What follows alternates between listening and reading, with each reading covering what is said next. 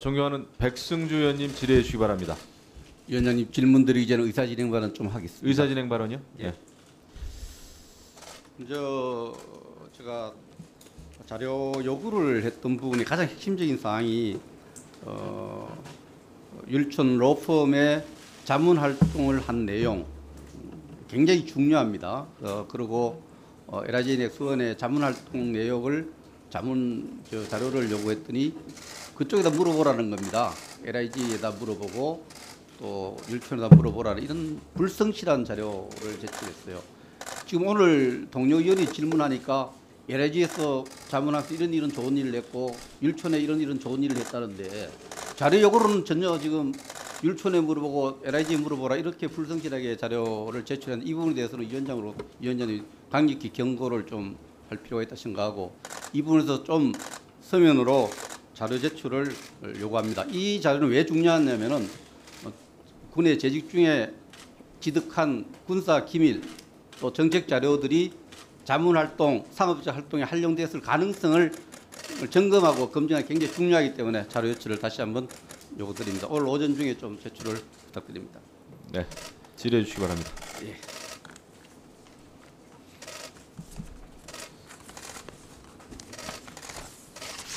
후보자님 수고 많습니다. 최근에 후보자님에 대한 언론의 사설들 좀 보셨을 걸로 생각합니다. 제가 몇 가지 제목만 읽어드리겠습니다. 국민일보 6월 22일자 송영무 국방장관 책임자인지 스스로 판단해보길. 문화일보 6월 20일자 방산 로비스트 의혹 송영무 후보 국방 자격 없다. 국방장관 자격 없다. 동아일보 6월 23일자 송영무 국방장관 후보 이렇게 부적격할 수 있나? 매일신문 6월 23일자 송영무 국방장관 후보 국방개혁 책임자인지 돌아보라. 한겨레신문입니다. 6월 23일자 송영무 후보자 방산 비리 척결 자격 있나? 경향신문 6월 24일자 송영무 후보는 국방개혁 책임자인지 소명해야 한다. 한국일보 6월 24일자 송영무 국방후보 방산 의혹 안고 청문회까지 갈 수 있겠나? 서울신문 6월 24일자 송영무 국방장관 후보자 국방계획에 적합한가? 자, 동아일보 6월 26일자 송영무 국방장관 후보 자진 사퇴가 대통령 돕는 길 이렇게 사설 제목을 내놨습니다. 이 사설 봤을 걸로 생각합니다. 대통령과 정부를 위해서 후보 지위에 대해서 용퇴를 고민할 시점을 생각합니다. 이런 사설에 대해서 용퇴에 대해서 어떤 고민을 해보셨습니까? 네, 고민은 많이 해봤습니다. 이 청문회를 통해서 저희 진실과 정직함을 말씀드리고자 이 자리에 섰습니다. 예. 고민을 계속 좀 잘해서 현명한 결심을 해주기를 부탁을 드립니다. 저는 장관 송영무 후보자를 검증에 앞서서 지난 과거보다는 정책 검증을 하려고 준비를 해왔지만 너무나 많은 것이 검증 과정에서 준비한 과정에 나타났기 때문에 군정과 군령을 보호하는 국방장관에게 요구되는 엄격한 준법성과 도덕성, 정책 능력을 한번 검증하려고 합니다. 먼저 언론에 많이 나왔지만 다시 한번 확인해 보겠습니다.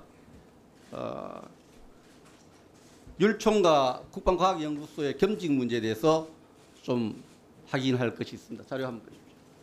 이 겸직을 허락을 받기 위해서 국방과학연구소에 제출한 자료에 율촌에 활동하는 내용을 겸직허가는 1월 1일부터 율촌에 근무했는데 겸직허가는 3월달 나죠. 그때 겸직허가에 받기 위해서 제출한 본인 자필 맞습니까? 네, 제가 쓴 거 맞습니다. 약간의 활동비가 받는다. 율촌에서 겸직시 받는 보수 월 약간의 활동비 정도를 받는다. 약간의 활동비가 월 3천만 원. 이거 차량을 제공받고 법인카드를 제공받습니다. 사실 맞습니까? 맞습니다. 왜 약간의 활동비라고 기재했습니까? 3천만 원의 약간의 활동비로 이해됩니까? 국민들은 분노합니다. 물론 그들의 세계에 고액 소득을 받는 변호사의 세계가 있다고 후보자가 얘기하지만 겸직 월 300만 원을 더 받기 위해서 약간의 활동비를 약 3천만 원, 4천만 이상 되는 소득을 약간의 활동비로 기재하는 데 대해서 국민들은 분노하기 때문에 이런 사설이 나왔습니다. 어떻게 생각하십니까? 네, 저 공문서를 작성한 날짜는 2009년 1월 초경으로 믿어진다. 그때 제가 예. 지금 어떤 그게 예. 중요한 것이 아니고요. 그때- 지금 또 약간의 활동비로 생각하십니까? 그때 제 정황은 아직 월급을 받아보지도 않았기 때문에 그 정도로 되지 않을까. 대전에서 서울 출장 왔다 갔다 할 때 그 정도 될 것이다. 이렇게 적은 예, 겁니다. 후보자님. 예, 계약을 하면서 율촌에 근무하면서 소득에 대한 전혀 언지를 안 받고 근무를 시작했습니까? 그런 협상이라든가 무슨 얘기는 전혀 없었습니다. 국민이 판단할 겁니다. 어떻게 회사에 근무하면서 얼마 받을지를 모르고 약간 받을 거라 생각하고 했는데 그게 3천만, 4천만 원 정도 소득이 생겼다. 예. 그 부분에 대해서 또 겸직 허가 부분도 날짜상으로 그 규정과 법을 어기고 있는 것입니다. 두 번째, LIG 계약 한번 보겠습니다. LIG 계약 문건 확인하셨죠? 예, 본인 확인했죠? 그 문건에 보면은 미래 해군 전력 정강 또 해군 사업 확대 방안에 관한 자문, 수출 시장 개척에 대한 자문 이게 5항을 자문하겠다 했습니다. 후보자님, 오랜 군생활 하면서 비밀 분류 기준표 보신 적 있습니까? 많이 봤습니다. 비밀 기준 분류표에 따르면은 저기에 나오는 중기 사업 계획서, 군사력 정비 계획에 해당되는 미래 해군 전력 증강과 해군 사업 확대 방안 이런 부분들은 다 2급으로 분류되는 내용인 거 아십니까?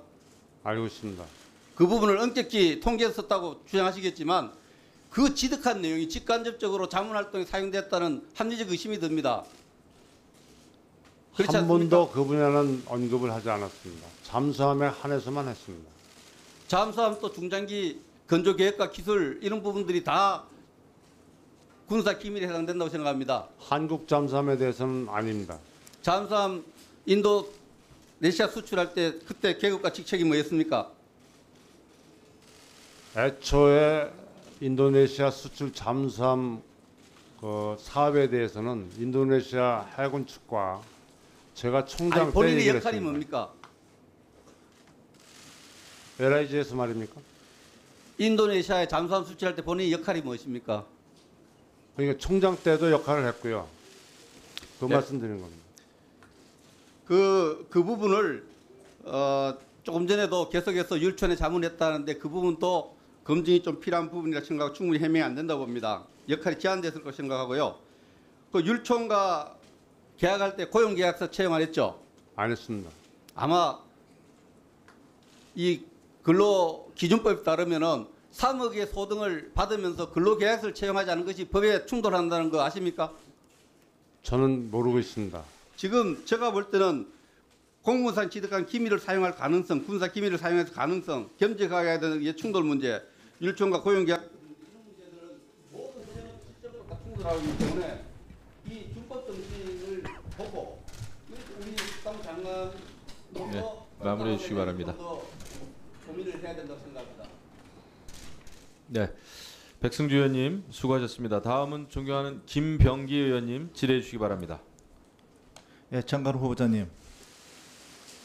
한 나라의 국격을 판단하는 기준 중 하나가 조국과 국민을 위해 헌신한 분들, 특히 영웅이라고 불릴 만한 분들에 대해 존경하고 감사해야 하는 사회적 분위기라고 생각하는데 동의하시죠? 네, 그러면 다른 나라에 비해 유달리 영웅이 없고 나아가 영웅이라고 불릴 만한 분들에게 대한 대접이 아주 인색한 나라가 있다면 그런 나라의 국민들과 후손들은 나라가 위기에 처하면 국가보다는 자기 자신을 먼저 생각하고 행동할 확률이 무척 많겠지요. 네 그렇습니다. 영웅에 대한 대접은 고사하고 있는 영웅마저 폄훼하고 조롱하고 모멸감을 주는 나라라면 더 나아가 끼니 걱정을 할 정도의 유공자가 있다면 그 나라의 미래는 그렇게 밝지 않을 것 같습니다. 본격적인 질문에 들어가기 전에 한 가지 당부를 하고자 합니다. 우리는 지금 조국을 위해 일제 강점기에 2명이나 순국지사를 배출한 집안의 자손이자 자신은 생도 시절부터 송충무공이라고 불리우고 군에 평생 봉직하면서 평시에 이례적으로 무공훈장을 받았을 정도이고 대양 해군을 지향한 출중한 군인이었지만 가장으로서는 이렇게요?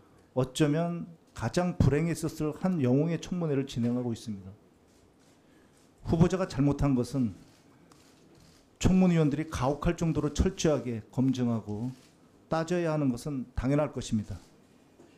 그러나 적어도 해명할 기회는 충분히 주고 만에 하나 정말 큰 잘못이 있어서 장관으로서의 자격에 미달된다고 판단하시더라도 국가의 미래를 위해서 영웅에 대한 기본적인 존경과 존중만을 잃지 않았으면 합니다. 후보자에게 제기된 의혹 중 제가 생각하기에 해명이 필요하다고 생각하는 것은 대강 장녀 입사 특혜 의혹, 군인으로서는 있을 수 없는 셀프 훈장 의혹, 위장 전입, 계룡대 근무지원단 납품비리 사건 무마 의혹, 태역호 로펌 및 방산업체 취업 후 활동의 적정성 여부 등일 것 같습니다.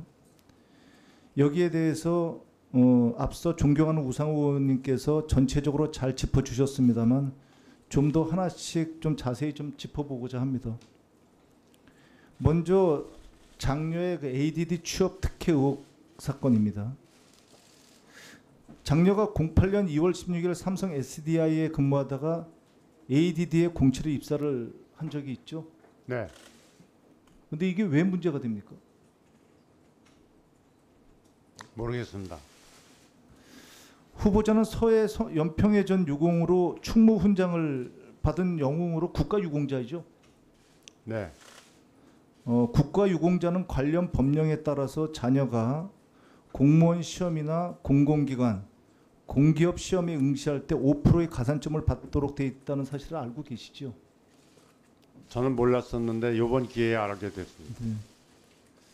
본 의원이 공직에서 20년간 인사파트에서 근무한 경험을 토대로 말씀드리면 시험에서 공직 시험에서 5%의 가산점을 받으면 떨어지기가 더 힘듭니다. 1, 2점 사이에서도 사실 몇백 명이 왔다 갔다 하죠. 그런데 5점을 더 준다는 것은 사실 압도적인 어드밴티지를 주는 겁니다. 더군다나 국가유공자 시험에서는 국가유공자에 대해서는 이 어드밴티지가 일회성이 아니고 모든 시험에 응시할 때마다 이 혜택을 주고 있습니다. 이 혜택을 왜 주고 있는지 알고 계십니까? 지금 질문을 하시니까 그 의미를 이해가 됩니다.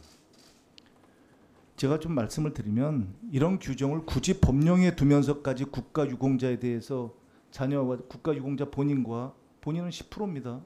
자녀에 대해서 예우를 하는 것은 국가를 위해 헌신한 분들의 자녀에 대해서 적어도 국가가 보호해 주겠다는 강력한 의지가 담긴 것입니다. 이 제도가 잘못되었다고 생각합니까? 아닙니다. 그러면 장녀는 특혜를 받은 것이 아니라 국가유공자의 자녀로서 당당한 예우를 받은 겁니다. 그렇게 생각하지 않습니까? 국가에 대해서 감사합니다.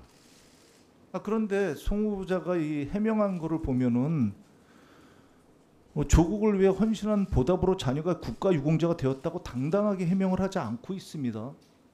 그럼 국가유공자로서 이 자녀가 이렇게 취업한 것이 부끄럽습니까 혹시?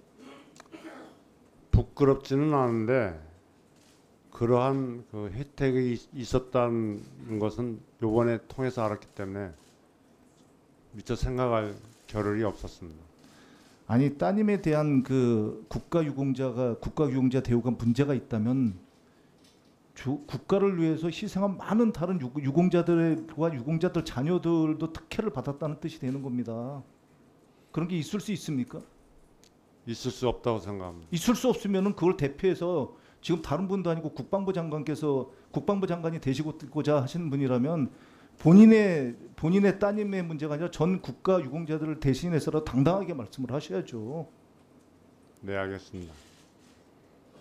후보자께서는 최근 국가 유공자가 콜라를 훔치다가 걸린 안타까운 사연을 알고 계시죠?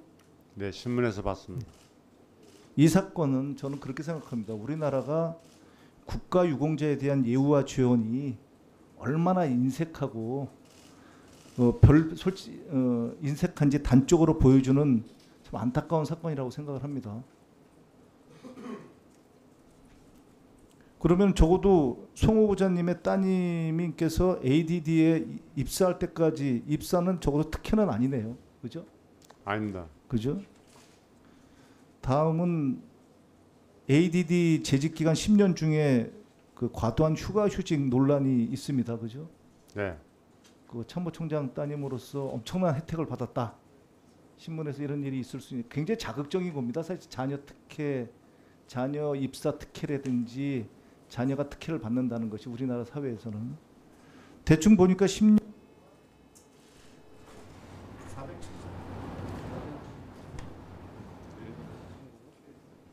네, 그러면 추가 질의 때 또 질의해 주시기 바랍니다.